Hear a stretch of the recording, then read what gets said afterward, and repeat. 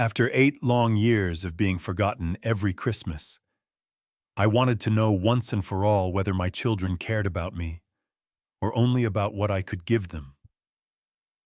So, I bought the mountain cabin as a deliberate test. 10 minutes after I posted the photo, I had my answer, and it was far worse than anything I had ever imagined. I am grateful you are here to listen to this heartbreaking story. Before I begin, please subscribe to the channel and leave a comment telling me where you are tuning in from, and whether you have ever experienced family betrayal as well. Let me take you back 1 week. It was December 17th, a Monday evening. I was sitting alone in my Raleigh apartment when the family group chat, silent for months, suddenly burst into life. Everyone becomes a social butterfly the moment the holidays arrive. The messages started innocently enough. Emily posted photos of her beautifully decorated Christmas tree. Jordan shared a string of holiday memes. Even my ex-wife Laura showed off her elegantly arranged dining room. For one brief moment, I felt a spark I had not felt in years. Hope. So, I typed the words that came most naturally. Hey everyone, what time should I come over on Christmas Day? Should I bring anything special? The silence that followed was absolute. Then Jordan responded, "Oh, Dad. Actually, we decided to keep it really intimate this year. Just the core family. Core family. 35 years of marriage and raising 2 children together was not core enough." Emily piled on quickly. "We thought you would honestly prefer a quiet day at home anyway. You always seem so out of place at our gatherings. Out of place at gatherings with my own son and daughter." Laura delivered the killing blow. "It is really for the best. Marcus, less overwhelming for everyone. You understand. Right, less overwhelming. My very presence was a burden." The final twist came from Emily, wrapped in false sweetness. "Besides, we know you are not into all the chaos and kids running around. This way, you can have your peace and quiet. We will send lots of photos. Have a lovely, quiet Christmas. Dad." I stared at that message for what felt like hours. 8 years. 8 Christmases filled with maybe next time and we will call you. 8 years of being the afterthought. But here's the thing about 30 years in corporate strategy. You learn to recognize patterns. You learn that sometimes the clearest way to get honest information is to create the exact conditions that force people to reveal their true selves. That night, I made a strategic decision. I was going to run a test. The next morning, I called my financial advisor. "Richard, I need to liquidate some investments. About $400,000. I spent the next 6 days house hunting online. Not condos in Raleigh or retirement communities. I was looking for something specific, something that would serve as the perfect laboratory. I found it at 3 a.m. on December 22nd. A chalet-style cabin in the Great Smoky Mountains, just outside Gatlinburg, Tennessee. 4 bedrooms, 3 bathrooms, and a wide deck overlooking a valley that seemed to stretch into forever. Morning fog rolling through the peaks like soft smoke. I called the realtor at 9 o'clock sharp. "I want to make a cash offer. Do you not want to see it first? I have seen everything I need to see." By Christmas Eve, the papers were signed. I had purchased it through an LLC called Ridge Haven Properties. Clean, untraceable, bulletproof. Old corporate habits die hard. Christmas morning arrived gray and cold. I sat in my empty apartment, coffee growing cold in the mug, watching the winter sun struggle through heavy clouds. My phone sat silent. No Merry Christmas Dad texts, no calls, nothing at all. At exactly 10 a.m., I opened Instagram and uploaded the photo. the deck shot with that breathtaking mountain view. I thought long and hard about the caption. It had to be perfect. Finally found my quiet place to enjoy retirement. I hit post and waited. In 30 years of business, I had run countless market tests, focus groups, competitive analyses, but I had never used my own heart as the laboratory. The phone buzzed at exactly 10:09 a.m. 9 minutes. That is how long it took them to go from "you are not family enough for Christmas" to "congratulations on our new mountain house." My screen lit up like the jackpot machine. Message after message cascaded down in a digital avalanche of sudden, suffocating enthusiasm. I watched in real time as my family transformed from indifferent strangers into my biggest cheerleaders. The first notification made my stomach drop.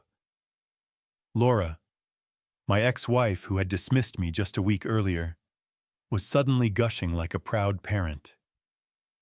"Marcus, what a beautiful surprise. Why did you not tell us you were house hunting? We are so proud of you." Proud. The woman who told me I was overwhelming was now proud of me.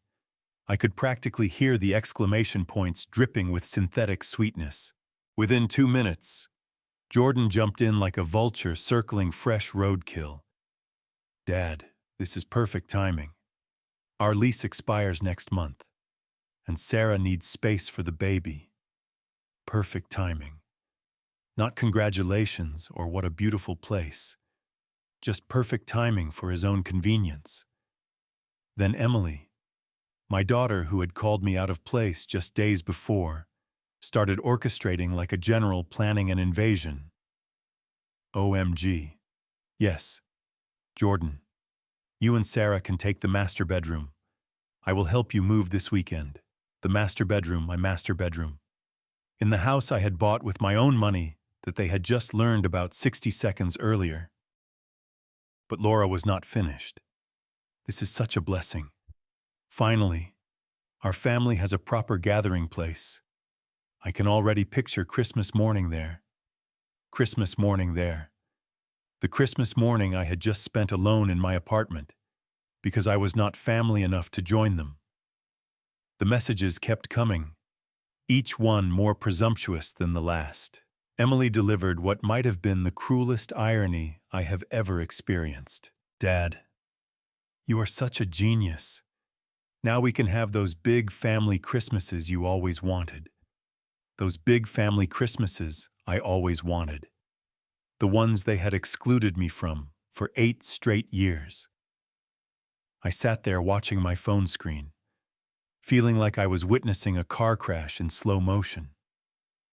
These people who had systematically erased me from their holiday traditions were now planning to move into my sanctuary.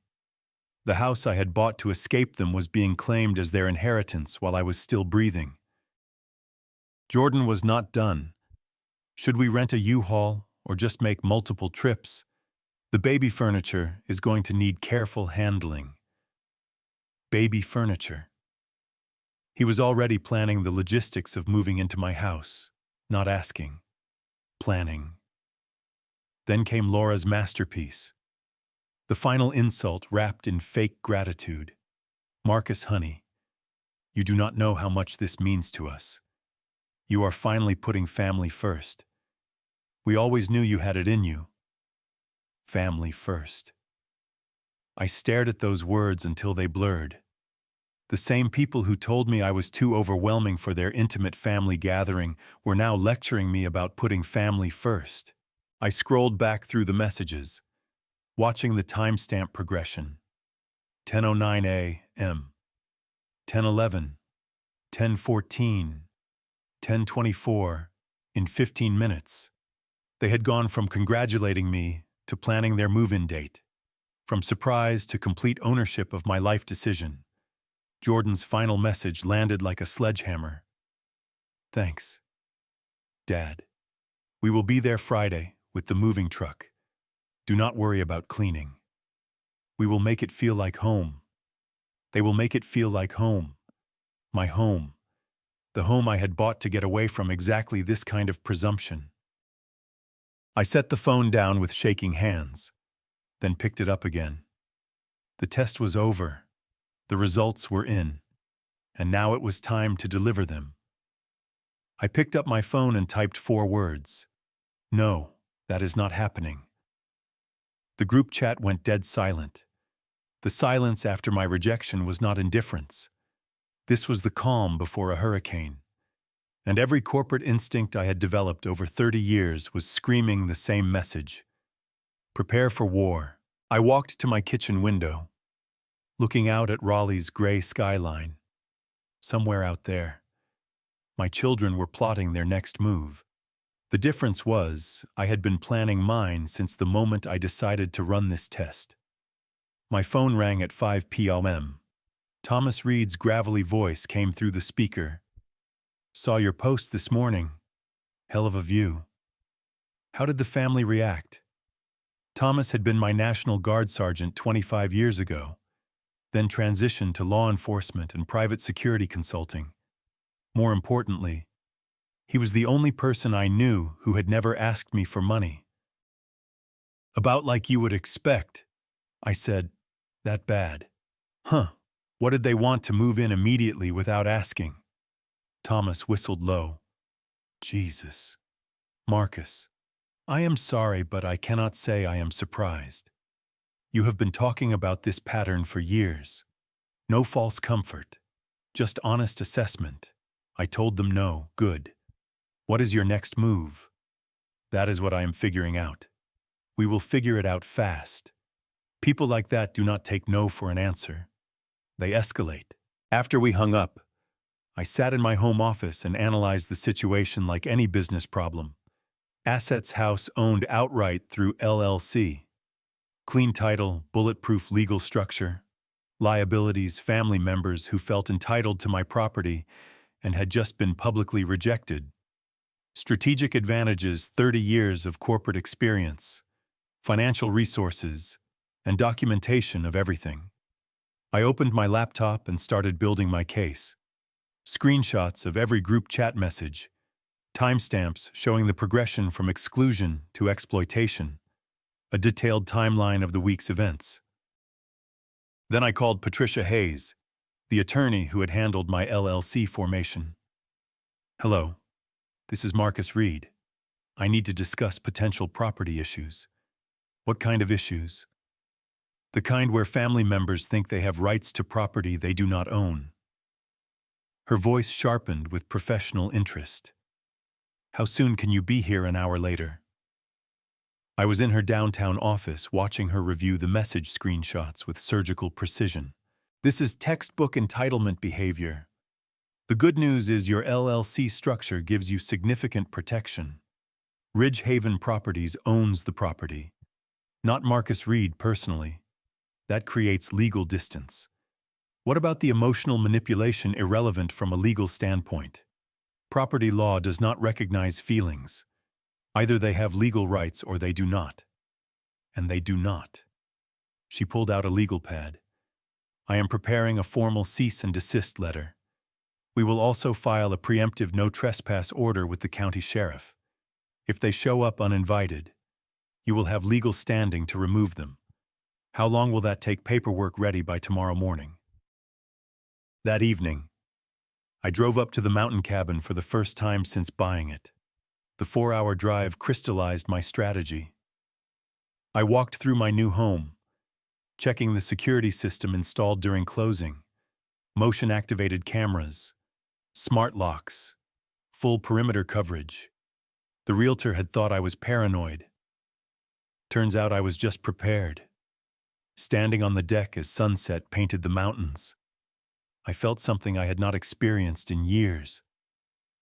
Not hope exactly, but confidence. The kind that comes from being thoroughly prepared. My phone buzzed with Thomas's text. How did the lawyer meeting go? Better than expected. Turns out an LLC is like body armor. Good timeline. Papers filed tomorrow. Security active. Evidence documented. And if they show up anyway. I looked out at the valley. feeling the mountain silence wrap around me like armor. Then they will learn the difference between wanting something and being entitled to it. Thursday morning, 8 a.m. 4 vehicles grinding up my mountain road like an occupying army. I watched through security cameras from my kitchen, coffee steady in my hands. The U-Haul truck led the procession, followed by 2 SUVs. A white van marked Smoky Lock Pros brought up the rear. They had brought a locksmith to break into my house while I was inside. Jordan climbed out and started directing traffic like a general. Emily emerged, phone pressed to her ear, coordinating with sharp gestures. Laura surveyed my property with the satisfied air of someone inspecting her new summer home. Sarah moved carefully with her pregnant belly, looking uncomfortable. She was the only one who seemed to register this was someone else's property. The locksmith stood by his van, increasingly uncomfortable as Jordan unloaded boxes marked nursery. "Maybe we should call him first," Sarah said through the audio feed. Jordan barely glanced her way. "It is handled. Dad is just being dramatic." Dramatic. That is what they called property rights. Emily marched to my front door and pressed the doorbell with complete confidence. When I did not answer, she pressed again. Then again. "Dad," Jordan boomed. "Stop being ridiculous. We drove 4 hours. 4 hours with a moving truck and locksmith planning to break into my home. And I was ridiculous." The locksmith approached Jordan reluctantly. "Sir, are you sure you have authority? The house appears occupied. It is our family property." Jordan lied smoothly. "My father is having some issues. We are here to help." I had issues because I would not let them steal my house. Emily pounded on the door. "Dad, we know you are in there. Time to make my presence known." I walked to the intercom panel and pressed talk. My amplified voice cut through the mountain air. "You are trespassing on private property owned by Ridge Haven Properties, LLC. You have no legal right to be here. Leave immediately." Sudden silence. They had expected hurt feelings, emotional manipulation, not corporate precision through a professional security system. Jordan's face flushed red. "Dad, open this door. You cannot lock out your own family." "I am not locking out family. I am protecting private property from trespassers."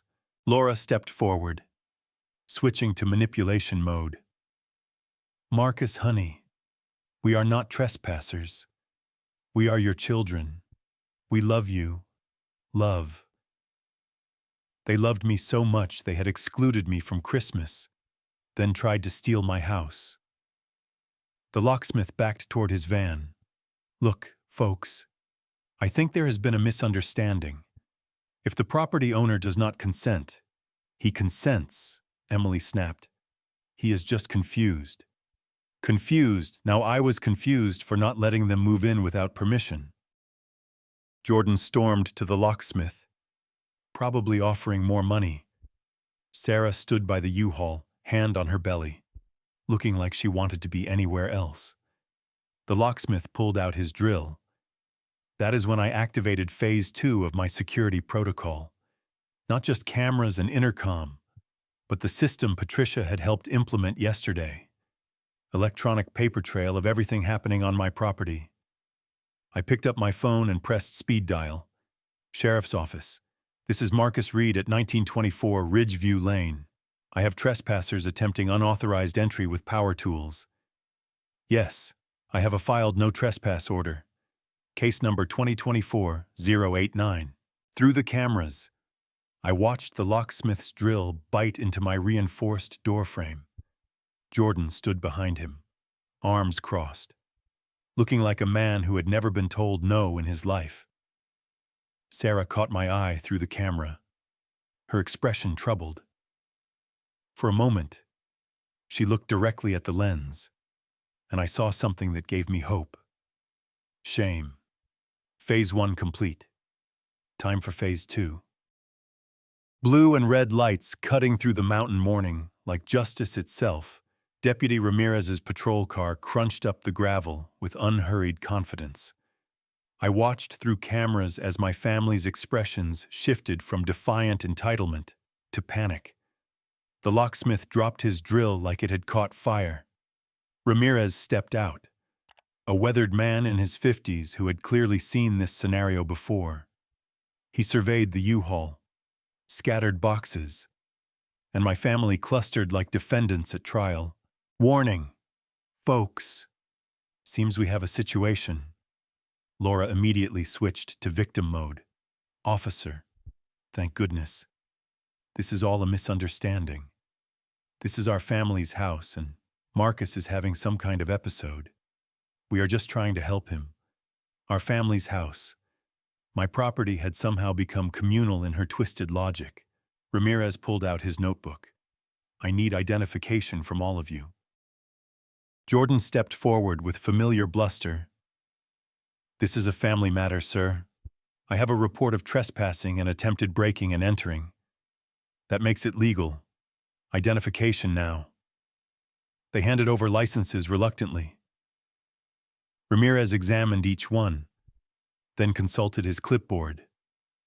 Good news and bad news. Good news. I know exactly what is happening. Bad news. You are violating a legally filed no trespass order. He held up a document. This property is owned by Ridge Haven Properties, LLC. I have a recorded notice specifically prohibiting Jordan Reed, Emily Reed, and Laura Reed from these premises. Stunned silence. An LLC. Laura's voice cracked. That is just paperwork. He is my ex-husband. Those are my children. Ma'am, there is no such thing as family rights and criminal trespass. This is private property.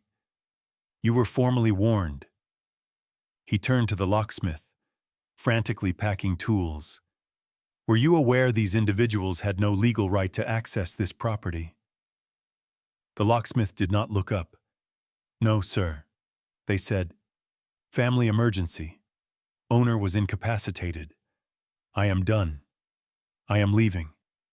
He practically ran to his van. Ramirez turned back with kindergarten teacher patience. Property law does not care about family relationships. Either you have legal rights or you do not. And you do not. Jordan's face went purple. This is outrageous. You will hear from our lawyers. Call them from somewhere else. Right now. You are leaving. Ramirez retrieved a manila envelope from his car. Your copy of the recorded notice. Return here. You will be arrested. Contact the owner. It is harassment. He gestured toward their vehicles. Load your belongings and drive away. You are not coming back. Checkmate delivered with bureaucratic precision. Jordan looked ready to argue, but Ramirez's stance suggested that would be unwise. Emily stood calculating angles. Sarah moved first, walking slowly to the U-Haul, hand on her belly, looking exhausted. They loaded boxes in tense silence, cardboard scraping metal. Jordan slammed the rear door hard enough to shake the truck. Ramirez stood, arms crossed, watching every movement. Next time you set foot here, you will be arrested.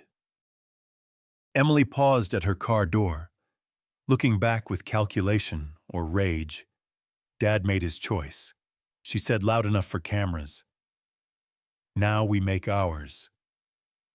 The convoy pulled away, taillights disappearing down the mountain road. Ramirez followed at a distance, ensuring they left the area completely. I stood in my kitchen, watching the empty driveway through the monitors. The silence that rushed back felt profound after the chaos. My coffee had gone cold, but my hands were steady. The first battle was over. But Emily's parting words echoed in the mountain air. And I knew this was just the beginning. They retreated from the mountain, but the war moved online. The first alert came at 6 a.m. On December 29th, my phone buzzed with a credit monitoring notification. New account application detected using your social security number. This was not random identity theft. This was surgical and personal. Over the next 2 hours, alerts kept coming. Mail forwarding request. Lease agreement filed with county clerk. Utility connections, each bearing my forged signature. Each strategically dated to build Jordan's supposed tenancy paper trail. Emily was not just angry. She was orchestrating sophisticated fraud to establish legal residency through fabricated documents. I called Patricia Hayes at 7:30. They have moved to document fraud, I said without preamble. What kind fake lease agreements? Mail forwarding, credit applications, all using my information to make Jordan look like a legal tenant. Her voice sharpened. Forward me everything. Do not respond directly. We are building a federal case now. Federal. The word hung like a thunderclap. I spent the morning documenting everything. Credit alert screenshots, forged signatures bearing no resemblance to my handwriting. Timestamps showing applications filed while I was elsewhere. The most damning piece came at noon.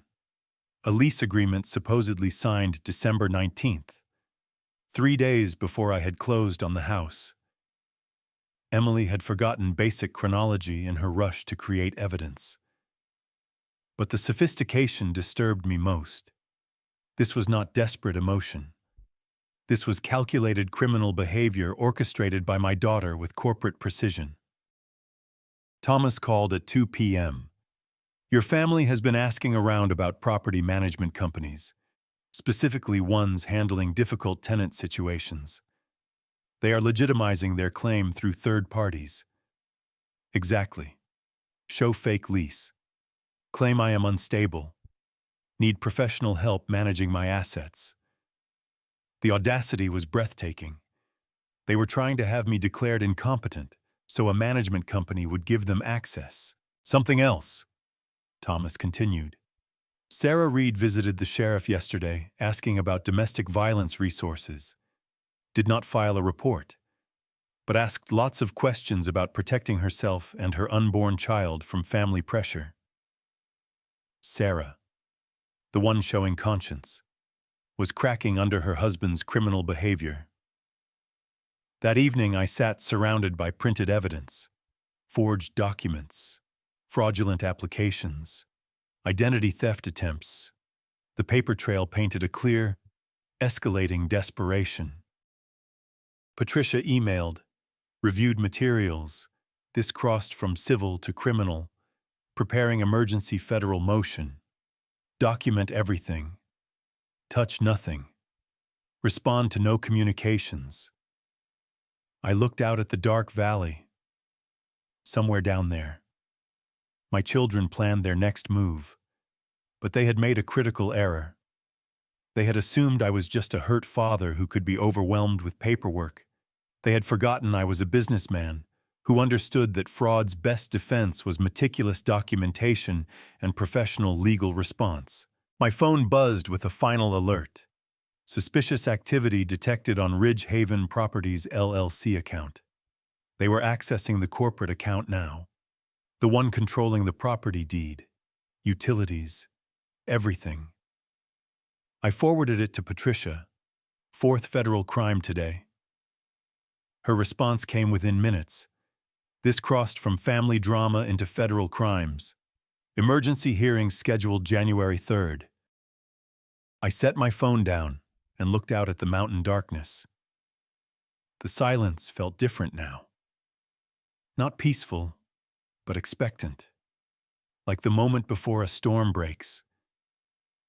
They had wanted to play hardball. Now they would discover what that actually meant. New Year's Eve. Time to close the books on the worst family relationship of my life. I woke to absolute mountain silence. No traffic, no drama, just wind through pines and a hawk circling the valley. For the first time in weeks, I felt approaching peace. That lasted until my phone rang at 8 a.m. Emergency motion granted. Patricia's voice was crisp with satisfaction. Federal judge signed restraining orders this morning. Criminal charges filed. FBI Financial Crimes Unit opened a case. FBI.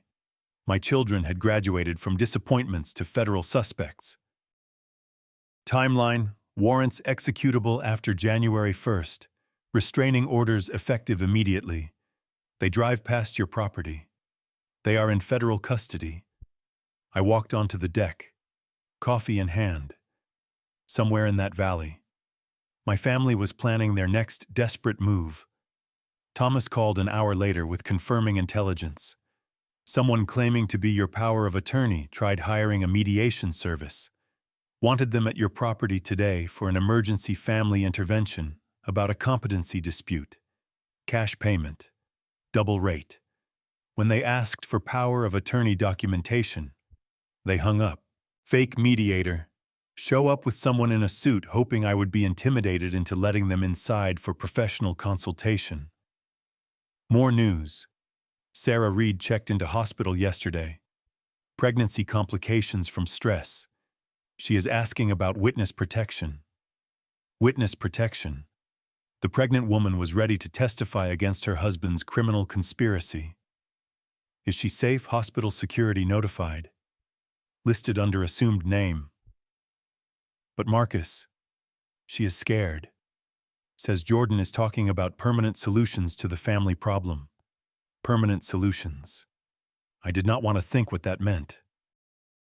I spent the afternoon on final preparations, evidence packages organized, digital files backed up, security system tested. The mountain house had become a fortress of documentation. Every surface held printed emails, legal filings, forged signature photographs, a war room for someone fighting for their life. At sunset, I stood on the deck, watching light fade behind mountains. The silence felt expectant now, like a storm building for days, finally ready to break. Thomas texted, "Intel confirms they are coming tomorrow. Fake mediator, moving truck, the whole show. One last desperate play," I replied. "Let them come. The trap is set. You sure you are ready?" I looked at the valley lights twinkling like fallen stars. This place had been a test to see if my children cared about me or just my money. The test was over. Results were in. Now came consequences. I have been ready my whole life. I just did not know it. As midnight approached, I raised bourbon to the mountain darkness, not celebrating the new year, but toasting the end of an old life. The life where I had been someone's ATM, backup plan, disappointment. Tomorrow that version of Marcus Reed would die. Something stronger would take his place. The mountain silence wrapped around me like armor. Let them come with their fake mediator and their moving truck and their desperate schemes. I had federal law, documented evidence, and 30 years of business experience on my side. Most importantly, I had something they would never understand. The peace that comes from finally knowing exactly who you are dealing with. New Year's Day. 4 cars climbing my mountain road for the last time. I watched them through the security cameras, coffee steady in my hands despite everything. The same U-Haul from before, flanked by the family SUVs. But this time there was a 4th vehicle. A black sedan with professional plates that screamed legitimate business. The fake mediator had arrived. They parked in formation like a military operation. Jordan emerged first, followed by Emily, then Laura, looking haggard and desperate. The man in the expensive suit stepped out of the sedan, briefcase in hand, playing his role to perfection. Notably absent was Sarah, smart woman. I pressed the intercom button before they could reach the door. "You are in violation of federal restraining orders. Leave immediately, or face arrest. The fake mediator stepped forward, all professional confidence and practiced authority. Mr. Reed, my name is David Lawson, certified family mediator. I am here to resolve this unfortunate misunderstanding in a civilized manner. Civilized. That is what they called breaking into someone's home. Now, I have documentation showing your family's legitimate concerns about your mental state and property management capabilities. He continued pulling papers from his briefcase. We can resolve this amicably. I almost laughed. They had hired an actor good enough to believe his own performance. Mr. Lawson, I said through the intercom, I have documentation too. Federal criminal charges for mail fraud, identity theft, and conspiracy filed yesterday. Active warrants. The mediator's confident smile flickered. This was not in his script. Jordan pushed past him. Dad, enough games. We are coming in whether you like it or not. Actually, you are not. Deputy Ramirez's patrol car rounded the bend, followed by 2 federal vehicles with FBI markings. The cavalry had arrived right on schedule. The fake mediator took one look at the federal agents and started backing toward his car. There seems to be some confusion here. I was told this was a civil matter. It was, Agent Laura Bennett said, stepping out of the lead FBI vehicle. Until your clients committed federal crimes. She held up a folder thick with documentation. Jordan Reed, Emily Reed, you are under arrest for mail fraud, identity theft, and conspiracy to commit wire fraud. The world stopped. Laura's face went white. Arrested. This is insane. We are his family. Ma'am, family members can commit federal crimes just like anyone else. Jordan's face went from shock to rage in seconds. You did this, he screamed at me. You destroyed your own family. Caught, I said through the intercom, my voice steady. I protected myself from criminals who happened to be related to me. That is when Sarah appeared. She walked up the driveway slowly, deliberately, her pregnant belly prominent under her coat. She looked exhausted but determined. I will not be part of this, she said, her voice carrying clearly in the mountain air. I will not steal from you. Marcus, I will not raise my child to think this is acceptable. Jordan stared at his wife in disbelief. Sarah, what are you doing? What I should have done weeks ago. She turned to Agent Bennett. I have information about the document forgery. I have recordings of them planning the fraud. I want to cooperate. The betrayal hit Jordan like a physical blow. His own wife choosing conscience over conspiracy. You are all insane, he shouted. This is our family. Families stick together. No, Sarah said quietly. Families love each other. They do not steal from each other. Agent Bennett moved with professional efficiency. Jordan Reed, you have the right to remain silent. As they read him his rights, Jordan kept screaming at me, at Sarah, at the agents, at the mountain itself. You destroyed everything. Everything, Emily went quietly, already calculating her legal options. Laura collapsed into tears. The manipulative performance finally cracking under federal pressure. The fake mediator had disappeared entirely, probably halfway back to Raleigh by now. As the FBI vehicles pulled away with my children in custody, I stood on my deck, watching their taillights disappear down the mountain road. The silence that followed was profound. Sarah remained standing by her car, looking up at the house. Thank you. I called down to her. She nodded, one hand on her belly. I am sorry it took so long. You did the right thing. I know. That is why it was so hard. She got in her car and drove away. leaving me alone with the mountain silence and the wreckage of what had once been called a family. The test was over.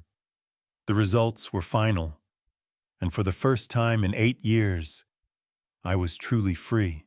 New Year's Day evening. The mountain was quiet again. Finally, truly quiet. I sat on my deck with bourbon, watching light fade behind the ridgeline. The silence felt different now. Not empty, but full, charged with possibility instead of dread. Thomas arrived at sunset, pickup truck crunching up gravel with beer and barbecue takeout. "Figured you might want company," he said, settling beside me. "And food that is not frozen dinner." We ate in comfortable silence, watching valley lights twinkle below. Two old soldiers who had seen enough battles to appreciate peace. "In 30 years of knowing you, I have never seen you this calm," Thomas said. He was right. The constant anxiety that had been my companion for 8 years was gone. No more wondering when the next exclusion would come, when I would be made to feel like a burden for existing. "The test is over," I said, and they failed spectacularly. My phone buzzed. For a moment, old anxiety flickered. Then I saw the name Sarah. "Thank you for giving me courage to do the right thing. The baby and I are safe. Starting over." "You saved us both." I showed Thomas the message. He nodded approvingly. "That girl has got more backbone than the rest combined. Kid is lucky to have her as a mother. She is the only one who chose to be decent when it mattered. That is what real family does. They choose you because they want to, not because they have to." Real family. Thomas had driven 4 hours on New Year's Day just so I would not be alone. He had never asked for money, never made me feel like a burden, never excluded me from anything. "You know what is strangest?" I said. "I spent 8 years hurt because they did not want me at Christmas dinners. But I never actually wanted to be there. I just wanted to be wanted." Thomas raised his beer. "To being wanted by people worth wanting you back." We clinked bottles, and I felt something I had not experienced in decades. Contentment. The deep satisfaction of finally knowing exactly where you stand. "So what is next?" Thomas asked. I looked at the valley lights scattered like stars across darkness. My valley now. My peace. My choice. I am going to learn what Christmas feels like when I am actually wanted. Maybe invite people who choose to be here. Sounds revolutionary. As midnight approached, I walked Thomas to his truck. Mountain air was crisp and clean, carrying pine scent and possibility. "You did good." Marcus. Took guts to stand up to them. Took guts to finally admit what I had known all along. After he left, I stood alone on my deck. The silence was complete, broken only by wind through trees and a distant owl call. I thought about the boy who had spent Christmas mornings wondering why he was not enough. The young man who had tried so hard to earn love that could not be earned. The father who had kept hoping maybe this year would be different. All of them were gone, replaced by someone who finally understood that love is not something you earn or win. It is something freely given by people who choose to see your worth. I raised my glass to the mountain darkness one final time. Some gifts are worth waiting 63 years for. The mountain did not answer, but it did not need to. The silence was answer enough. Looking back on this true story, I have to ask myself, why did I wait 63 years to stand up for my own worth? Do not be like me. Friends, do not spend decades hoping people will change when God has already shown you who they really are. The lesson I learned from these grandpa stories is not just about toxic family members. It is about recognizing that sometimes the most loving thing you can do is walk away. God gives us wisdom to see patterns, and I ignored that wisdom for 8 long years. When people show you they do not value you, believe them the first time. This true story taught me that real family is not about blood relations. It is about people who choose to love and respect you. God places genuine people in our path when we are ready to receive them. Thomas became more family to me than my own children ever were. My biggest regret is not setting boundaries sooner. These grandpa stories we tell ourselves about family first can become prisons if we are not careful. God does not require us to accept abuse even from relatives. Sometimes protecting your peace means disappointing people who never truly cared about your happiness anyway. The mountain cabin became my sanctuary because I finally learned that being alone with people who love you is better than being surrounded by people who do not. This true story changed everything for me. If my story resonated with you, please share your thoughts in the comments below. Have you ever had to set difficult boundaries with family? I would love to hear your experiences. Do not forget to subscribe and share this video with someone who might need to hear this message.